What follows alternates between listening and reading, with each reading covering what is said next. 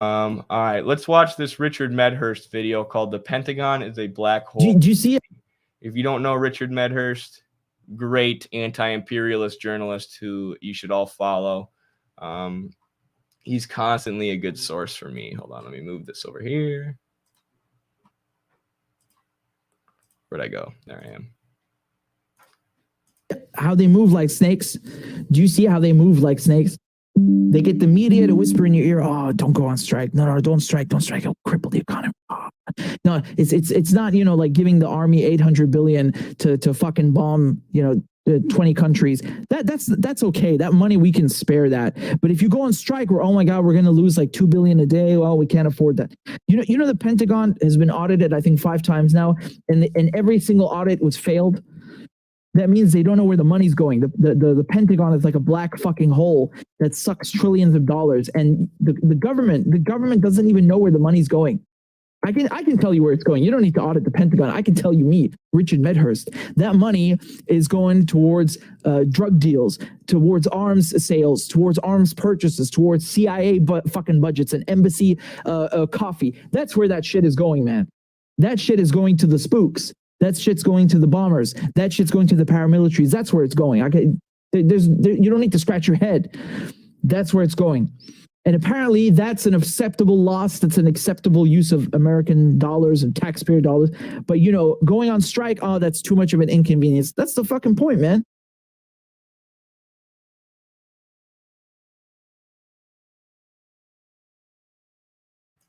Great video as always from Richard Medhurst, talking about the Pentagon as a black hole.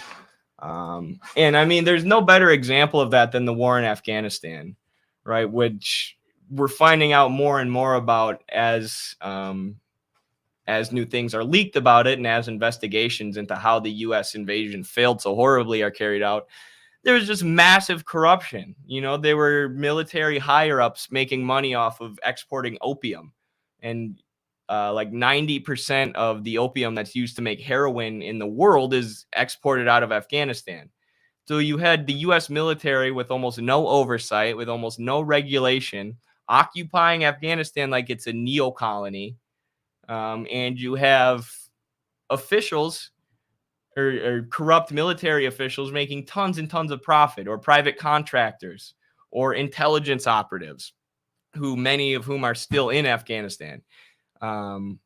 Making tons and tons of money off of corruption, off of handouts from the State Department and the Pentagon, off of, creating and harvesting opium, just obscene levels of corruption.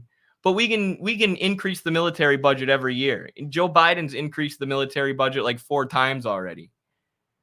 Right? Trump increased the military budget multiple times, and it was one of the first things that they both did when they got in office, and it was approved by almost every single person in Congress. Left, right, center, whatever they call themselves in Congress, they all gave it 2 thumbs up every time they want to increase the military budget by billions of dollars. But we've got no money for strikes. We've got no money for workers' wages. We can't do anything about inflation. We've got no money for education. We've got no money for low-income neighborhoods. We've got no money to combat the historical legacy of racism in this country, the redlining laws, and the, barring of education for minority groups that's led to more economic hardship in the future. We don't have any money for that kind of stuff. We got more money for the military budget and for the police budgets, even though the military budget is a black hole of wealth, or that funnels wealth directly to the military industrial complex and corporate America. So, strangely enough, I was watching a Joe Rogan clip where he was talking to the guy who plays the Punisher. I don't even know that actor's name. That's right. Oops. Yeah, it's like if you... But they were basically saying the same thing Richard Medhurst was. Not exactly with the Pentagon and that being a black hole, but you'll see what I mean here. I'll just play the video. You get 100 kids and you thrust them into horrible environments. Very few of them come out to be this person who has forged themselves through the fire of adversity. Most people succumb. unfortunately. I think that's right, and I think most people also don't have. I mean, look, I mean, through all the trouble and all the shit that I got into, I had a loving, supporting family who had my back, and I think that's when I think about the inequality in this country. I mean, one of the main themes and what I'm trying to do with this podcast is just I've seen firsthand how the legal system, how so many of the systems that are in place, you know, people who don't have that infrastructure, it is so grossly fucking unfair. And they don't have an example to go off of. One of the things about human beings is we imitate our atmosphere. That's right. And we become accustomed to seeing people work hard, achieve things, and people that are kind and ethical and honest. And we look at that as like, that's a value that I want to aspire to achieve. And if you don't have that around you and all you have around you is crime and drug-ridden streets and gang violence, and you don't know any other way to think or behave. You don't have an example of it. And there's very little effort done to change those neighborhoods. I mean, if you look at the amount of effort and the amount of resources that we pump into other countries, we pump into the military, we pump into all these various things, we always seem to have money for it. Imagine if you're a child and you're being raised in this community that it's essentially been the same way for decades and decades with no help. That's right. It's very, you feel like an outsider, and you feel like the system is rigged. Absolutely. In many ways it is. It is. I couldn't agree with that. Yeah. So everyone can see it. Everyone can see that the Pentagon is a black hole for money, and that we're just funneling all this money, all this wealth and value into the military industrial complex, into dismantling and destabilizing foreign countries. While we have low income neighborhoods here that are creating a horrific, dangerous environment for kids to grow up in, for the future of our country to grow up in. And it's leading to all these mass shootings, you know, gang violence, drug addiction, all these things, which are then blamed.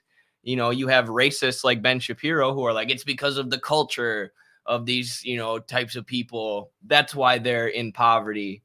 You have these racist ideas, or people who just shrug their shoulders and they're like, that's the way it is. You know, some communities are, you know, ghettos or low income. Well, we're funneling billions and billions and billions and billions of dollars, over $700 billion a year is what the Pentagon budget is. The military budget is currently, but we know it's much, much more than that if you look at all the actual spending. We're funneling so much wealth into that, but we can't do anything for these low-income neighborhoods. We can't put more social workers and education in these neighborhoods and develop infrastructure. We can't do a damn thing for our people in this country, you know, but when it comes to writing a check for war, writing a check for the military industrial complex, you know, the pocketbook is open. Let's break the bank, baby. Our military needs it to protect freedom. Like, we don't even have freedom in this country. You know, what kind of freedom is that when there's this many people living in poverty, this many people being born into horrible environments that are never going to change, in the wealthiest country in the world that's funneling billions of dollars to kill people overseas and protect oil interests overseas? You know, is this the freedom that we're fighting for? Is this freedom that we're trying to spread to other countries? You know, and even these guys, Joe Rogan and John Bernthal, however you pronounce his name, the Punisher, they can see it. Now, Americans have this block in their head where socialism should be, right? So they don't say the answer is socialism. They can say the system's rigged, the system's messed up, and they can talk for 20 minutes, or they could talk forever about why the system's messed up and the ways it's messed up. But the second somebody says, yeah, we should change our system and move to something new, well, that's socialism. Well, that's communism. That's Marxism. Yeah, that's the only answer. Why the hell do you think Joseph McCarthy and the U.S. State Department and the corporations who own the media spend so much time telling you socialism is evil and bad and it could never work, and every socialist country who tried to do anything failed miserably? They tell you that because they're praying and crossing their fingers every day that people don't realize socialism is the antithesis of capitalism.